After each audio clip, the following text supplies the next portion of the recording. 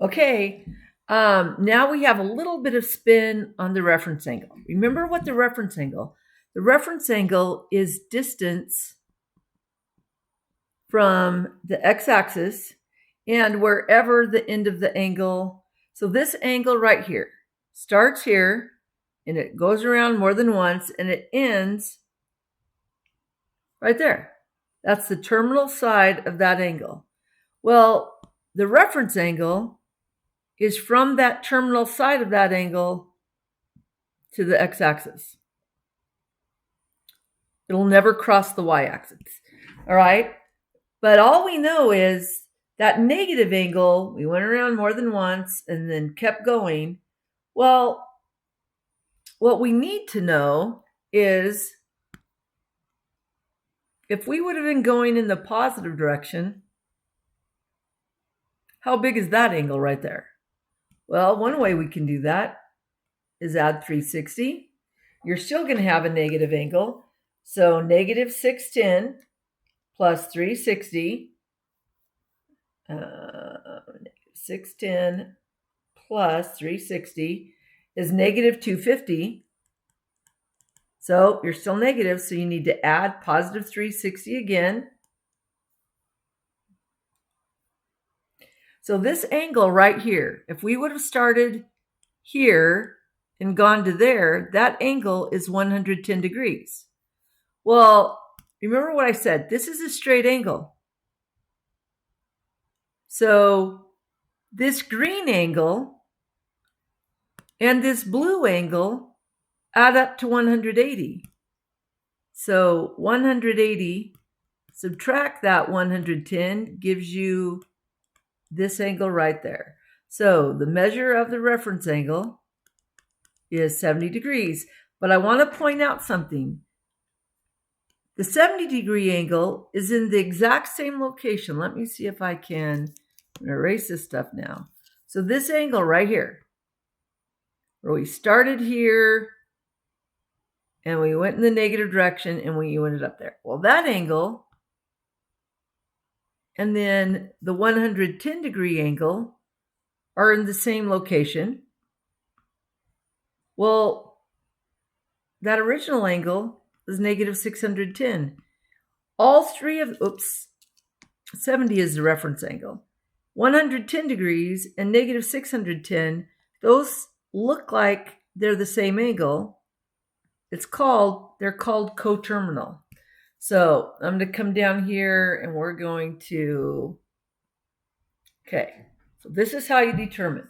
So this right here is 315 degree. That's a 350 degree, it's 15. So if we start here and go all the way to here, that's a positive 315 degree angle.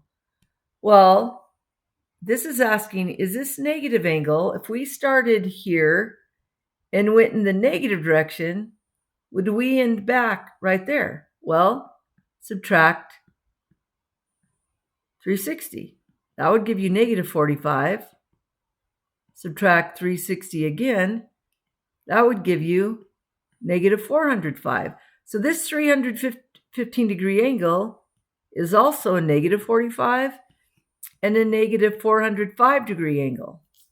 What that means is this negative 225, so I'm going to start here and go in the negative direction. This angle right there is negative 225. Well, that angle and this angle are not the same. So you just say no, not coterminal. But visually, I wanted you to see why. So mathematically, if you want to find an angle that's the same, all you're doing is adding either positive for 360 or subtracting 360.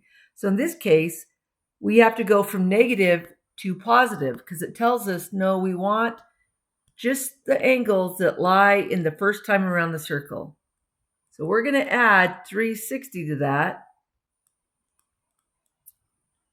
So if we start here and go all the way to here, That's a 230 degree angle. Now, if we would have started here and gone in the negative direction, that's also a negative 130 degree. So negative 130 and positive 230 degrees, these two are coterminal. Coterminal. All right. So this time find a positive and a negative coterminal. Well, we're starting, this one's at 0, but let's say you start at 15. Well, you would add 360 going in the positive direction, so counterclockwise, and you would subtract 360, and that would give you, so 15 degrees is coterminal with negative 345 and positive 375. If we were doing 0, you're just going to add and subtract 360. So negative 360, 0 degrees, and 360 degrees, all three of those are coterminal.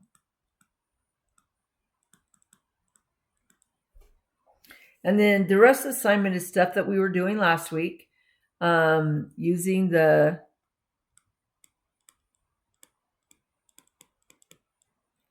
this information. If you don't remember what the relationships are, that will help you, and then you have to remember the reciprocals. So for the reciprocal, if sine is opposite over hypotenuse, the reciprocal is hypotenuse over opposite, and that's cosecant. So the reciprocal of sine is cosecant, and that's hypotenuse over opposite. The reciprocal of cosine is secant,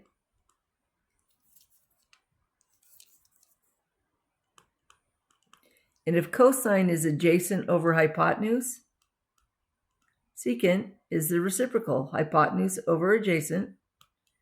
And then finally, tangent is opposite over adjacent. Its reciprocal is cotangent. So the reciprocal of opposite over adjacent is adjacent over opposite. All right, that's it for this one.